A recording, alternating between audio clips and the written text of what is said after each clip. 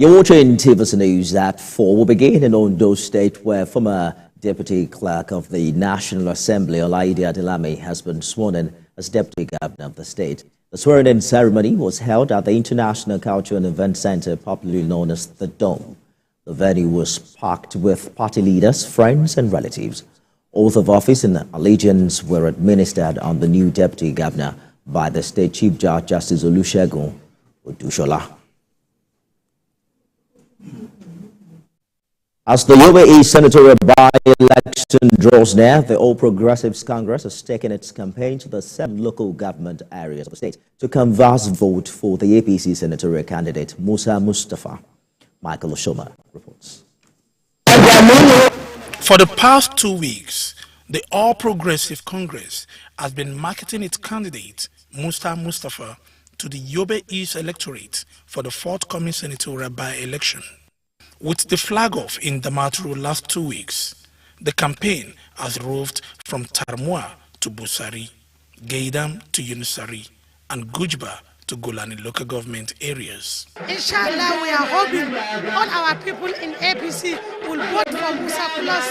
Musa Mustafa, inshallah, we are just waiting for a time in which we are going to sway him as a senator of Yobe and our wish and our prayers for him is that Musa Mustafa will emerge winner. Wherever we go, we'll appeal to our electorate to come out in mass on 3rd February and vote for this Senator Musa Mustafa. The APC state chairman, Mohamed Gadaka, and his entourage charged the electorate to vote for the APC candidate, Musa Mustafa. The senatorial by-election is as a result of the nomination of the former governor, Ibrahim Gaidam, as Minister for Police Affairs. The Yobe East senatorial by-election is scheduled to take place this Saturday, 3rd of February.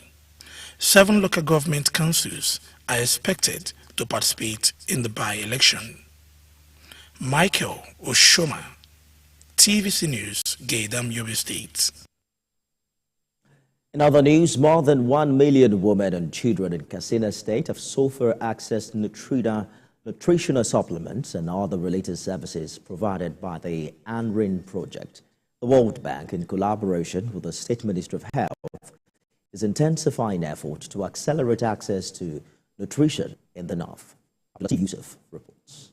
This is the first review meeting of the project for the year 2024, hosted by Katsina State to give direction for the year. This forum is to outline the roadmap for sustainability and identify gray areas that will hinder the success of the program. Part of the interventions we do, we go into the community, we give free iron folic acid to pregnant and lactating mothers.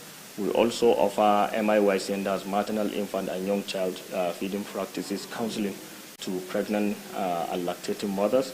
We also offer FANSIDA for prevention of malaria in pregnancy. That's for the maternal component. Then for child component, we give micronutrient powder to children under 2. We deworm children, also children under 5. We also give zinc ORS to children that are having diarrhea. Results in Nigeria focuses on prevention of malnutrition among pregnant women and lactating mothers, including children under 5. The World Bank team, alongside officials from Federal Ministry of Health and other implementation partners, are in the State for Implementation Support Mission SMI 2024. So far, over 1 million women and children in Katsina State have accessed nutrition services. And these are important from the perspective of both the health and well-being of these populations, but also the economy. So we're really pleased with the progress that we've seen. There's a whole range of interventions that are provided. From accessing some communities, Katsina State joined the project a bit late, but has recorded tangible progress in its 1 year of implementation. The link between insecurity and food security is obvious. Households become chronically food insecure if they can no longer go to farm, which in turn leads to malnutrition. In December last year, Governor Dikko Radda of Katsina State approved the release of 50 million naira counterpart and step-up fund for the continuation of the ANRIN project in the state. Abdulatif Yusuf, TVC News, Katsina. Elsewhere, the federal government says it's determined to protect businesses in the country, especially the nano, micro, small and medium enterprises. The Minister of Marine and Blue Economy, Olayide, said this at the flag of a 50,000 naira conditional grant scheme for nano and micro enterprises in Osogbo. TVC News Rafiu Hamid reports. It's one of the creative approach towards stimulating the economy, tackling hunger, poverty, and misery in a depressed economy. The beneficiaries were selected from all the 30 local governments that make up the states. The Minister of Marine and Blue Economy, Adelami, who describes small-scale enterprises as the heartbeat of any economy, said the initiative is in line with the renewed hope agenda of the president. Small and medium scale enterprises is the bedrock of economic growth of any nation. If you are able to empower the small scale enterprises particularly, you are growing the economy of the nation.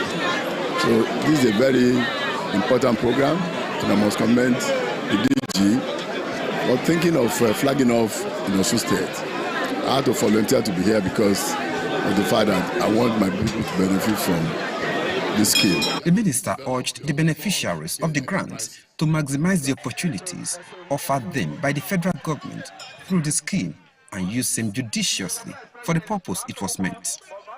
The Director General of SMEDAN, Charles Odi, disclosed that thousands of residents of Osun State have benefited and still benefiting from different schemes of the agency over time. He expressed confidence that the grant will go a long way to support the businesses of the beneficiaries in particular and stimulate the economy of the state in general. 50,000 naira to nano businesses, so 50,000 naira to the businesses at the bottom of the food chain.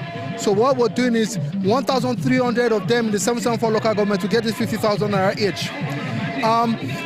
We know that supporting small businesses, we can't continue to do one-to-one, even though one-to-one is the immediate strategy now. So what you've seen us do is we've trained a couple of businesses and we give them equipment. That's the one-to-one strategy. What we want to start to do going forward is the one-to-many. That's the only way we can scale. So what we've done is we've got out a cluster of fashion designers, and we've provided them with machines, we've provided them with power, we've provided them with technical know-how, and this will help do 3 things for them. The event featured the inauguration of remodeled textile workshop, industrial garment machines, renovated electrical works, and dual-powered borehole. Rafiu Hamid, TVC News, Osogbo. Transsion Holdings has launched a premium green energy brand that can provide innovative and technology-driven solutions to Nigerians. The product DIQ Cube is simple to install, easy to use, and can meet every energy need you have. We have details in this report. Totally fresh green energy product called DIQ Cubes. Nigeria's energy landscape is about to undergo massive transformation with the launch of DIQ Cube, the world's first 5-in-1 green energy solution that helps save cost on power. Its modular design integrates solar inverter, EV-DC charger, battery PCS, battery pack, and EMS into a home energy system. We are very serious focusing on the R&D, product innovation, focus on improve our product design to avoid the regular energy product which already exists in this market. This can sit anywhere in the room. It does not make use of fan, so it doesn't make any noise. And it uses natural cooling. And this is a 5 kilowatt system. You cannot find any 5 kilowatt system in the market that does not use fan to cool itself. Aside providing power solution, DIQ Cube has an energy app that provides users with an advanced experience for smart green energy management. DIQ is a very cost-effective solution, and this is that rely on the latest technology. I think no one will be regretful if they choose it. Actually, it is not device, it's not machine. I think it is a solution. It is a 5-in-1 solution. Your AI will help you to check the system. Is it healthy or not? And you can just enjoy everything and know everything through your application rather than always go to check your status and feel worried about it. One of the most important benefits of having a diaky cube is that it takes about 15 minutes to put up a diaky cube that consists of 3 battery packs and 1 controller. So it looks like a Lego, this Lego that people use to build different kind of shapes.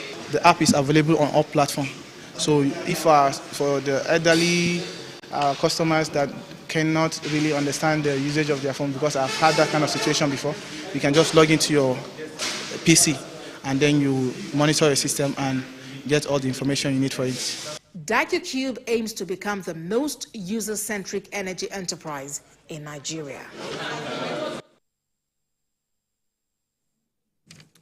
The management team of Radio France International has paid a courtesy visit to the Voice of Nigeria Broadcasting House here in Lagos. The visit is to enhance and strengthen the existing relationship between the two media houses and address the issue of fake news. There is more in this report. Fake news and misinformation have continued to generate concerns among people all over the world. One of the major challenges faced by the traditional media is the spread of unfiltered and biased information through social media platforms. In addressing this issue, the Director General of Voice of Nigeria, Jubrin Babandache, and the management team of the Radio France International have joined forces to curb fake news and promote the development of traditional media. The biggest challenge that big brands like Voice of Nigeria, RFI, and similar big brands both in the traditional media platform face is that attempt by some social media users who peddle fake news, misinformation, disinformation, and therefore whittling down even the power of the traditional media. They believe this visit will also revive the relationship they had built in the past and bring back people's trust in traditional media. We must work together in telling truthful, believable, credible, timely news and information about our own countries. We can't do that without sharing content, without working together, without being seen to work together. This meeting also seeks to address profiling and negative narratives about Nigerians abroad through programs aimed at enhancing Nigeria's image and reputation. The Director and Chief Executive Officer of Radio France International, Jane McFall, expressed willingness to work with the Voice of Nigeria, especially in the area of fighting fake news through the help of modern technology. We can do lots of things together on the radio broadcasting, but also now on the digital platforms. I think we can share a few things with you, with Voice of Nigeria, regarding that fight on the digital platforms, thanks to the modern technologies that we have now in Lagos. With partnerships like this, they believe traditional media will become the first point of call for credible information, and only truthful narratives will be promoted. Zainab Akonde, TVC News, Lagos. And that's the news this hour. For more updates on the stories we're monitoring, you can visit our website, tvcnews.tv. You can also follow us on our social media handles on Facebook, Instagram, and X at TVC News NG. On YouTube, we're live on TVC News Nigeria.